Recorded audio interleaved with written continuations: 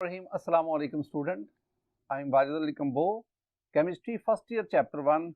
और आज हम तीन टर्म्स डिस्कस करेंगे, मोलर मैस, मोलर वॉल्यूम और फिर स्टोइचियोमेट्री। आगाज करते हैं मोलर मैस से। स्टूडेंट, मोलर मैस जैसे कि ये जाहिर है, मोलर मैस एक मोल का मैस, यानी किसी सब्सटेंस के एक मोल जितना मैस रखता है, that is called the molar mass.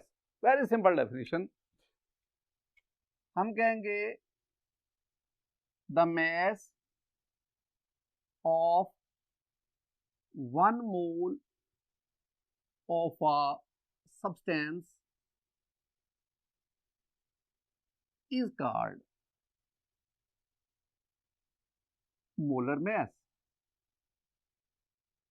किसी भी सब्सटेंस के एक मोल का मैस उसका मोलर मैस कहलाता है। इसमें जो अहम बात है वो है कि आपको इसके यूनिट्स याद रखने होंगे। तो जो मोलर मैस है इसके यूनिट्स हैं ग्राम पर मोल। तो ग्राम पर mole units of molar mass. Example में चले जाएं,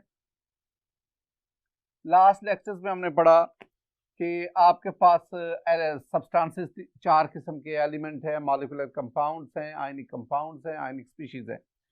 तो एग्जांपल में आप ले लें molar mass of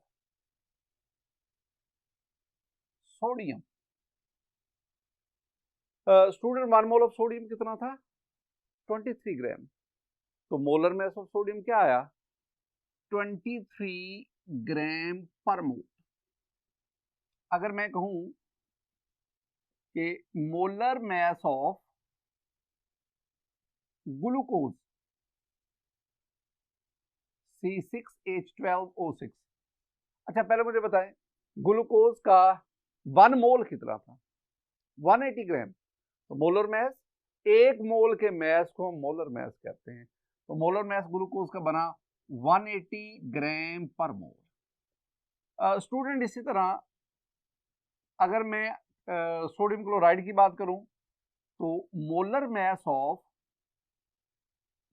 NaCl sodium chloride that is 58.5 ग्राम पर मोल। ये जो यूनिट्स है ना, इन यूनिट्स पे आपने खास तौर पर तवज्जो देनी, ग्राम पर मोल। आज का हमारा जो दूसरा टॉपिक है, जो दूसरी टर्म हम डिस्कस करने जा रहे हैं वो है मोलर वॉल्यूम।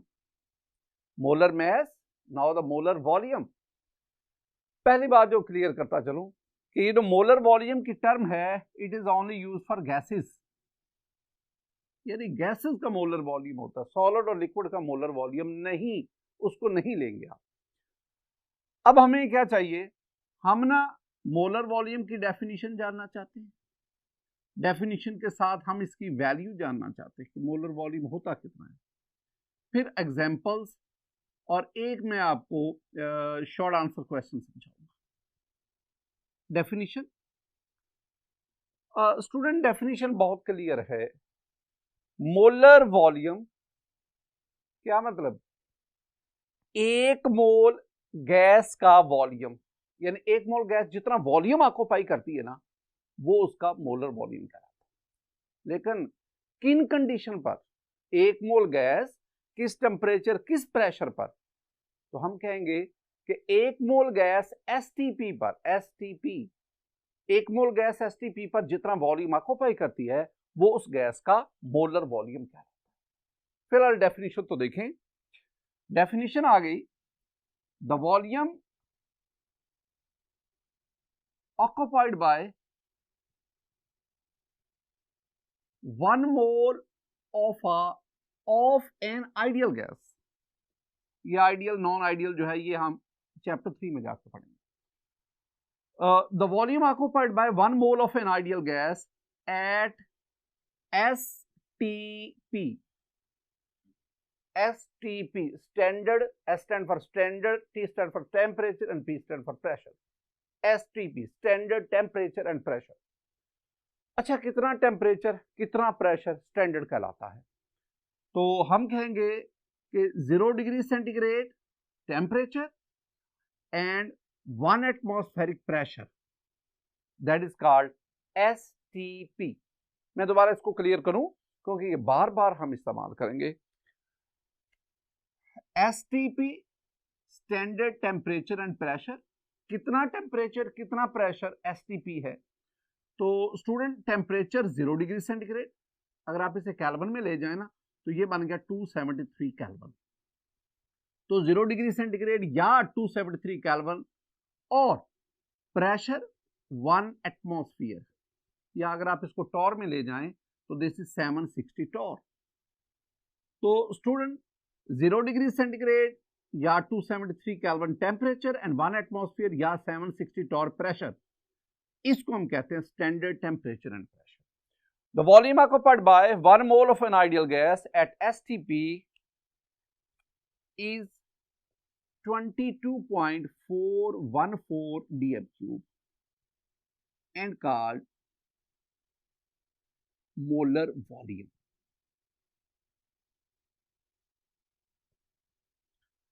मोलर वॉल्यूम को ना हम Vm से डिनोट करते हैं।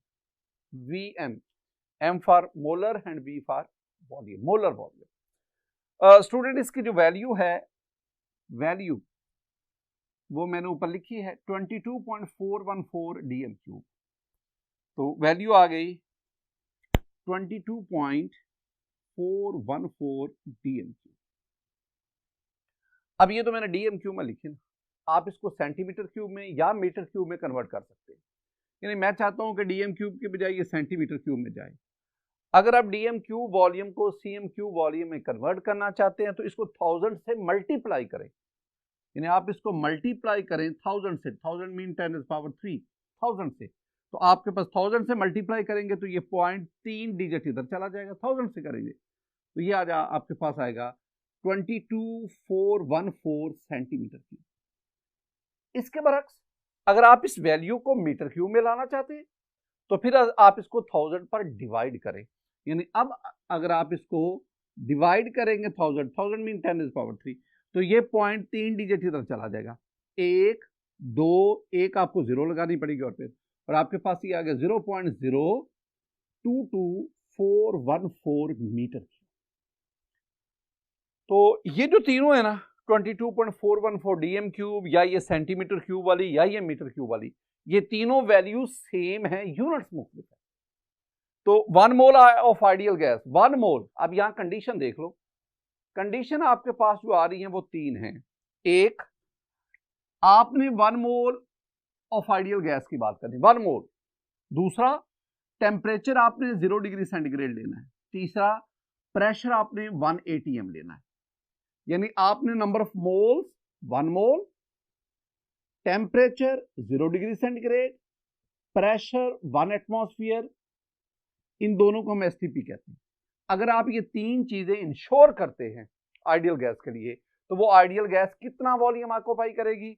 वो ऑक्यूपाई करेगी 22.414 डीएम क्यूब, और इस वॉल्यूम को हम कहते हैं मोलर। जरा मैं आपको ना एनिमेशन की मदद से इस बात को मजीद क्लियर करता हूं। स्टूडेंट, मेरे पास ये 3 सिलेंडर्स हैं, गैस सिलेंडर। तीनों जो हैं they are fitted with movable piston, movable piston के साथ फिट है। आपने इन तीनों सिलेंडर में 1 बाय 1 डिफरेंट गैसेस जो है वो इंसर्ट करें, फिल करें। मतलब आप पहले सिलेंडर ले लें, आप इसके अंदर 2 ग्राम हाइड्रोजन इसको फिल करें, 2 ग्राम हाइड्रोजन। दूसरे सिलेंडर में आप 16 ग्राम मीथेन ले लें, CH4 मीथेन। और थर्ड वन, उसमें आप 44 ग्राम कार्बन डाइऑक्साइड लें। 3 cylinder which are fitted with movable piston, तीनों में डिफरेंट गैसेस ली। 2 ग्राम हाइड्रोजन फर्स्ट में, 16 gram methane and 44 gram carbon dioxide. अब आपने ना जब कॉन्सेप्ट ऑफ मोल पढ़ा था तो वहां हमने पढ़ा था कि 2 gram hydrogen that is equal to 1 mole, 16 gram of methane that is equal to 1 mole and 44 gram carbon dioxide that is equal to 1 mole. क्या मतलब कि आपने तीनों गैसेस का मैस डिफरेंट लिया है, 2 ग्राम, 16 ग्राम, 44 ग्राम, मैस डिफरेंट है, लेकिन तीनों के नंबर ऑफ मोल्स बराबर हैं, 1 मोल 1 मोल 1 मोल। अब आपने इन तीनों सिलेंडर्स को जिसमें 1 मोल ईच आपने गैस ली है। अब आप इसको एसटीपी पर रखें, यानी तीनों सिलेंडर का टेम्परेचर 0 डिग्री सेंटीग्रेड और तीनों सिलेंडर के जो पिस्टन है इस पर प्रेशर आपने 1 एटमॉस्फेयर रखना है। कर दिया। अब आप इन तीनों सिलेंडर में गैसेस का वॉल्यूम चेक करें। पहले सिलेंडर में देखें, the volume of hydrogen is 22.414 dm³। दूसरे में देखें, the volume of methane is also 22.414 dm। तीसरे में देखें, the volume of carbon dioxide 1 mole of carbon is also 22.414 dm। तो इसका मतलब क्या हुआ कि अगर आप 1 मोल मैं बार बार कह रहा हूं, 2 मोल 3 मोल 1.5 ये नहीं, 1 मोल ऑफ आइडियल गैस लें, एसटीपी पर रखें, टेम्परेचर भी इंश्योर करना है, 0 डिग्री हो, 1 एटमॉस्फेरिक प्रेशर हो, तो ये गैसेस कितना वॉल्यूम ऑक्यूपाई करेंगी? 22.414। हम इसे कहते हैं मोलर वॉल्यूम। स्टूडेंट, यही जो मैंने आपको एनिमेशन समझाई, इसी एनिमेशन को आगे लेके ना हम एक्सरसाइज का एक शॉर्ट आंसर क्वेश्चन पढ़ते हैं। 2 ग्राम ऑफ लिखा हुआ, 2 gram of hydrogen, 16 gram of methane and 44 gram of carbon dioxide occupy separately the volume of 22.414। ये तो मैं इतना तो आपको समझाऊं ना, ये जो अभी हमने एनिमेशन से पढ़ा है। देखें, लिखा हुआ है जी 2 gram of hydrogen, we know that this one is 1 mole of hydrogen. एक और भी बात याद रख रही है कि it contains 1 mole of molecular compound contain Avogadro number of molecules. तो हाइड्रोजन के इतने मॉलिक्यूल्स हैं और एसटीपी पर अगर आप टेम्परेचर चेंज कर देंगे ना तो ये वैल्यू चेंज हो जाएगी। तो एसटीपी पर इट ऑक्युपाइज 22.414 dm³। ये लिख लो। अगर सेंटीमीटर क्यूब में लिखनी तो आपको पॉइंट यहां से खत्म करना होगा, 22.414। मीटर क्यूब में लिखना चाहते हैं तो 0.02214 लिखना। दूसरी बात, अब आप ले लें मीथेन को, 16 gram of methane. Student, this one is 1 mole of methane और इसमें भी मॉलिक्यूल्स की तादाद उतनी है जितनी ऊपर है और it will also occupy 22.414। Third one is 44 gram of carbon dioxide, ये भी 1 मोल है और ये भी इसी तरह एवोगाड्रो नंबर ऑफ मॉलिक्यूल्स होंगे और इट विल आल्सो ऑक्युपाई 22.414। मैं यहां एक बात क्लियर करता चाहूं, वो ये है कि अगर आप टेम्परेचर ये 0 डिग्री सेंटीग्रेड नहीं लेते, मैं सिर्फ वो एसटीपी उसको जरा एम्फसाइज करना चाह रहा हूं, अगर आप टेम्परेचर 0 डिग्री सेंटीग्रेड नहीं लेते, आप 1 मोल ऑफ गैस प्रेशर इतना ही लेते हैं, टेम्परेचर आप 25 डिग्री सेंटीग्रेड, ये रूम टेम्परेचर, तो इस टेम्परेचर पर ये गैस इतना वॉल्यूम ऑक्युपाई नहीं करेगी। अब कितना करेगी? इस टेम्परेचर पर यानी आरटीपी पर, रूम टेम्परेचर एंड प्रेशर, इस पर ये 24 dm³ वॉल्यूम ऑक्युपाई। इसका मतलब अगर आप टेम्परेचर में वेरिएशन, टेम्परेचर 0 से 25 बढ़ा दिया तो वॉल्यूम भी 22 से इंक्रीज करके 24। ये मैं जो मोलर वॉल्यूम की बात कर रहा हूं ना, इसके लिए 1 मोल 0 degree centigrade temperature, 1 atmospheric pressure. तो ये हमने, ये पहली बात क्लियर होगी। ये स्टेटमेंट का पहला हिस्सा जो है वो क्लियर। दूसरा हिस्सा, although the sizes and masses of these 3 gases are very different from each other. वो कह रहे हैं कि ये जो गैस है तीनों के मैसेज मुख्तलिफ हैं, 2 ग्राम, 16 ग्राम, 44 ग्राम, और तीनों के मॉलिक्यूल का साइज भी डिफर करता है। हाइड्रोजन का molecule very small symmetrical, methane का मॉलिक्यूल कंसिस्ट ऑफ 5 एटम, एक कार्बन का 4 हाइड्रोजन के, और 5 एटम्स की वजह से it has a tetrahedral structure. Carbon dioxide molecule consist of 3 atoms, it has a linear structure. तो तीनों गैसेस के मॉलिक्यूल का साइज वेरी कर रहा है, मैस डिफरेंट है, तो फिर इनका वॉल्यूम क्यों सेम है? एक बड़ी पते की बात है स्टूडेंट, जरा सुनना। मैं कह रहा हूं कि at STP, the distance between gas molecule is 300 times greater than their own diameters. STP पर अगर आप गैस को लेते हैं किसी भी सिलेंडर में, तो गैस मॉलिक्यूल के दरमियान जो डिस्टेंस है ना, वो उनके साइज से 300 गुना ज्यादा होता है। ये आप इसी तरह ही ले लें कि एक अगर मॉलिक्यूल यहां है ना, तो दूसरा मॉलिक्यूल उससे कोसों दूर है, बहुत दूर, उनके दरमियान large space between two gas molecule, बहुत ज्यादा जगह है। इसका मतलब हुआ कि गैस के मॉलिक्यूल का साइज, उसका मैस, वो यहां मैटर नहीं करता, वो उसके वॉल्यूम को अफेक्ट इतना नहीं करता। कौन सी चीज अफेक्ट करती है? Number of gas molecule. इन तीनों में देखें, तीनों में गैस मॉलिक्यूल की तादाद एक जितनी है। अगर मॉलिक्यूल्स की तादाद एक जितनी होगी तो वो मॉलिक्यूल एक जितना ही वॉल्यूम ऑक्यूपाई करेगा, बशर्ते कि आप उस पे टेम्परेचर, आप उस पे प्रेशर, उसको कांस्टेंट रखें, एक जितना। एक और बात आपको क्लियर करना चाहता हूं स्टूडेंट, यहां पे मैं आपसे कहता हूं कि you have 44 gram of carbon dioxide. ये ना कॉन्सेप्चुअल पॉइंट है, conceptual point. You have 44 gram of carbon dioxide. अच्छा, ये जो 44 ग्राम कार्बन डाइऑक्साइड है, इसमें कार्बन का मैस कितना है, ऑक्सीजन का मैस कितना है, तो वो हम निकाल लेते हैं। ये जो 44 ग्राम कार्बन डाइऑक्साइड है, CO2, स्टूडेंट इसमें कार्बन है 12 ग्राम और ऑक्सीजन के दो एटम है, 16 प्लस 16, ये है 32 ग्राम, तो टोटल हो गया 44। और हम जानते हैं कि 44 gram of carbon dioxide is 1 मोल, और इसमें number of molecules 6.022 cross 10⁻23 molecule, और STP पर वॉल्यूम कितना आपको पाई किया, 22.414 भी।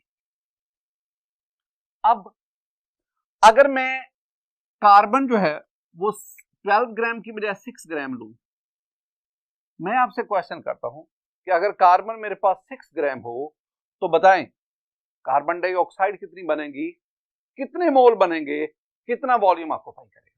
तीन मुख्तलिफ बातें मैंने पूछी।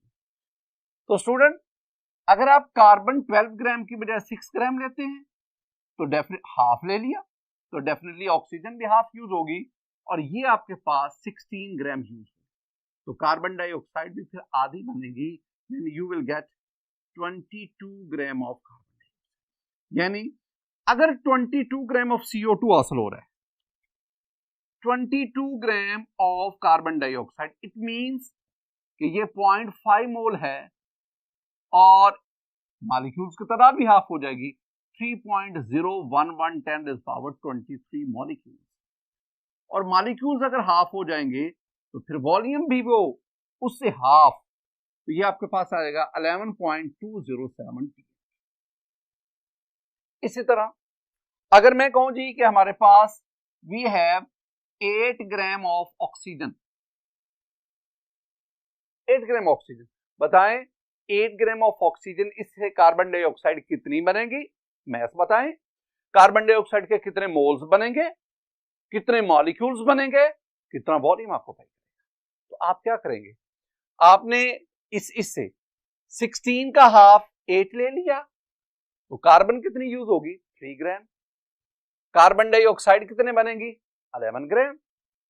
अगर 11 ग्राम कार्बन डाइऑक्साइड होगी, यानी 22 का हाफ 11, 0.5 का हाफ 0.25, इसका हाफ कर दो, और इसका भी क्या होता जाएगा, half.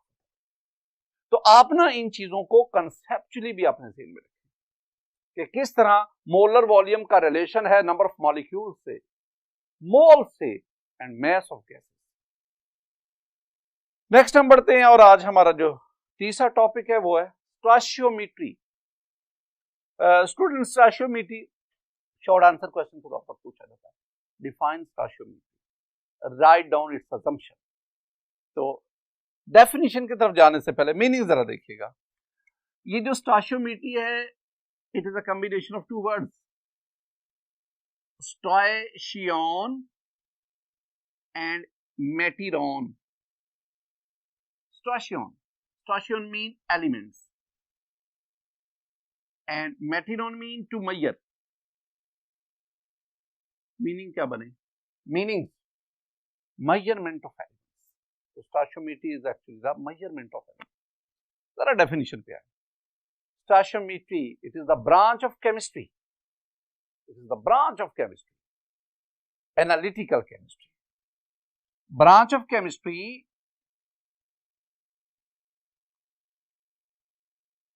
in which we study the quantitative relationship between reactants and products in a balanced chemical equation.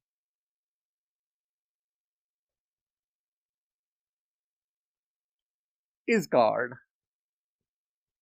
Stoichiometry. कोई लोग इसे स्टिकोमेट्री, कोई तो हम इसे स्टोइशियोमेट्री पढ़ेंगे। स्टूडेंट, पहली बात तो क्लियर करो ना कि stoichiometry is a branch of chemistry. ये इसको साइड पर करते हैं। नीचे ना डेफिनेशन में तीन बातें हैं। स्टोइशियोमेट्री हमें क्या बताती है? स्टोइशियोमेट्री में हम क्या पढ़ते हैं? स्टोइशियोमेट्री में हम स्टडी करते हैं नंबर 1 क्वांटिटेटिव रिलेशनशिप। ये पहला काम। किन किन के दरमियान? रिएक्टेंट्स और प्रोडक्ट्स के दरमियान। ये दूसरी बात। और किसकी मदद से? With the help of balanced chemical equation. ये तीन बात। पहली बात क्वांटिटेटिव रिलेशनशिप। स्टूडेंट, जो क्वांटिटेटिव रिलेशनशिप है, ये क्वांटिटी, उर्दू में हम इसे कहते हैं मिकदार। ये जो क्वांटिटी है ना, ये तीन चीजों को रिफ्लेक्ट करती है। तीन चीजों को मैं क्वांटिटी कहूंगा। एक मैस, दूसरा मोल्स, तीसरा volume in case of gases. इन तीनों को मैं क्वांटिटी कहता हूं। क्वांटिटी, मिकदार, क्वांटिटेटिव रिलेशनशिप किन किन के दरमियान? रिएक्टेंट्स और प्रोडक्ट्स के दरमियान। स्टूडेंट, ये मेरे पास एक इक्वेशन है, H2 plus O2 gives us H2O. This one is a chemical equation. We need balanced chemical equation. This one is not the balanced chemical equation. In stoichiometry, we need balanced chemical equation. वो जो third one है definition. Balance chemical equation ये क्यों नहीं है? Balance chemical equation क्या है? जिसमें लेफ्ट साइड पे, राइट साइड पे हर एलिमेंट के नंबर ऑफ एटम्स बराबर हो। तो ठीक है, इधर 2 हाइड्रोजन, इधर भी 2 हाइड्रोजन बराबर हैं? नहीं। ऑक्सीजन तो देखो, इधर 2 ऑक्सीजन है, उधर 1 ऑक्सीजन, तो नंबर ऑफ ऑक्सीजन दोनों साइड पे इक्वल नहीं है। बैलेंस करने के लिए आप इसके साथ ये आपने 2 लिखा और ये भी आपके पास 2। अब देखो, 2 2s are 4 hydrogen on left side, 2 2s are 4 hydrogen on right side. In case of oxygen, you have 2 oxygen on left side, while you have 2 oxygen atom on right side. Now this one is the balanced chemical equation. एक और चीज, वो आगे आप जब हम move करेंगे हमें वो चाहिए। This one is a balanced chemical equation. This side is called reactants. The substances of this side are called reactants, while the substance on this side is called the product. So in this case, hydrogen and oxygen, they are the reactants, while water is the product. अच्छा, ये जो मैंने यहाँ 2 लिखा है ना, यहाँ 1 लिखा हुआ है, यहाँ 1 है, ये 2 है, ये 1 है, ये 2 है। इनको ना, ये जो मैंने 2 1 2 लिखे, इनको मैं 2 नाम दिया करूंगा। मैंने कहूंगा these are number of moles या these are coefficient of balanced chemical equation. ये कोएफिशिएंट या इसे आप क्या कहेंगे, मोल्स। तो अब हमने दो चीजें हो गई, हमने पढ़ लिया क्वांटिटेटिव रिलेशनशिप, क्वांटिटी को पढ़ा। दूसरी बात, this one is the balanced chemical equation.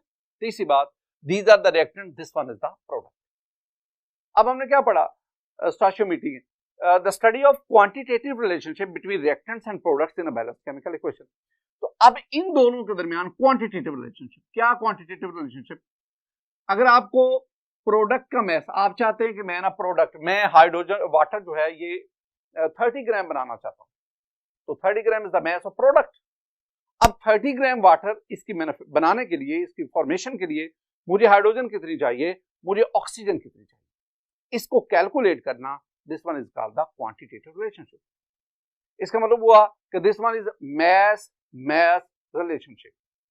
इसी तरह अगर मैं कहता हूं जी मेरे पास हाइड्रोजन है 8 ग्राम, ऑक्सीजन है 32 ग्राम, बताएं वाटर कितना बनेगा। अब मैंने आपको रिएक्टेंट का मैस बता दिया, प्रोडक्ट का मैस तो पूछ रहा हूं, मैं मैस की बजाय मोल की बात करता हूं।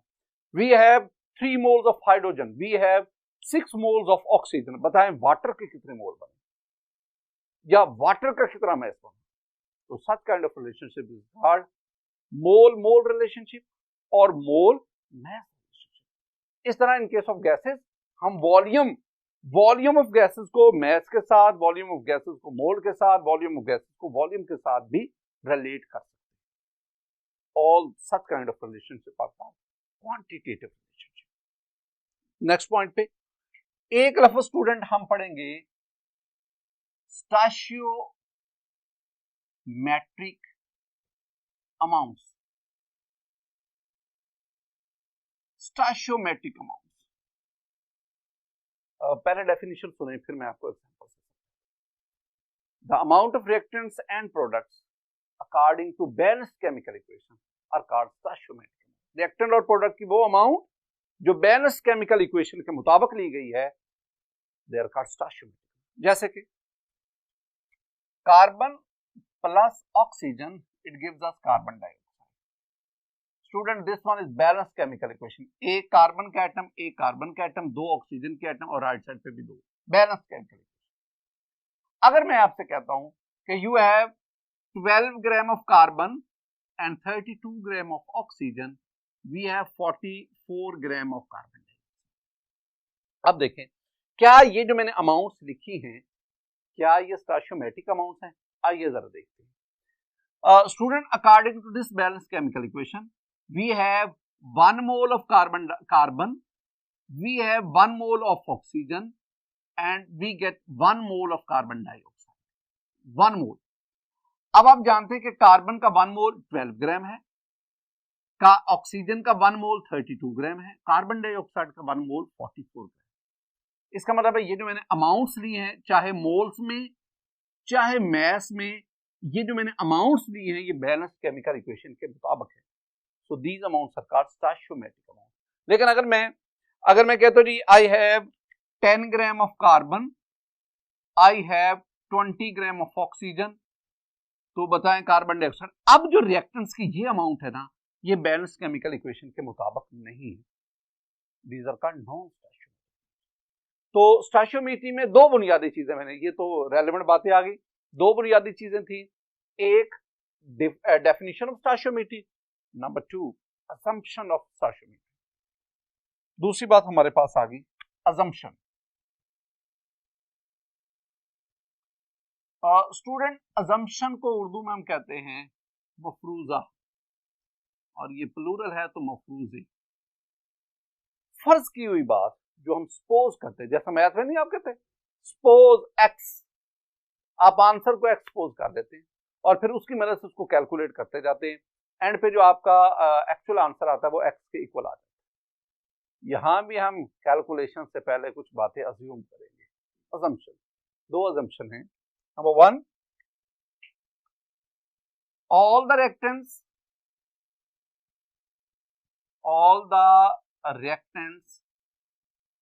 are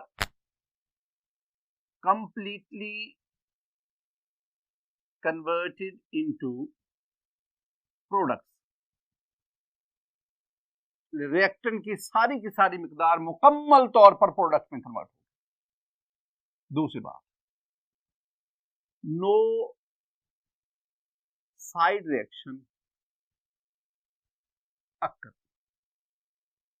यानी मैं जब कहता हूं ना कार्बन ऑक्सीजन से मिली तो कार्बन डाइऑक्साइड बने, तो ये रिएक्टेंट्स है दोनों, ये प्रोडक्ट है, बीच में कोई और चीज नहीं बनती।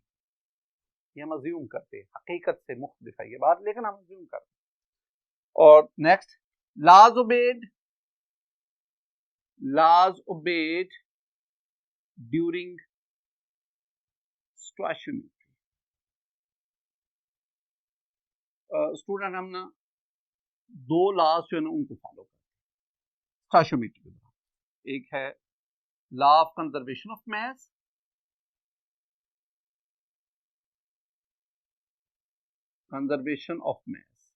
यानी mass is during the conversion of reactant into product there is no loss of mass का लॉस नहीं हुआ। ये देखो इधर 32 plus 12 that is equal to 44, reactant का mass 44 ग्राम, प्रोडक्ट का mass 44, यानी ये सारे का सारा mass किसमें कन्वर्ट हो गया, प्रोडक्ट। दूसरी बात, लॉ ऑफ डेफिनेट प्रोपोर्शन।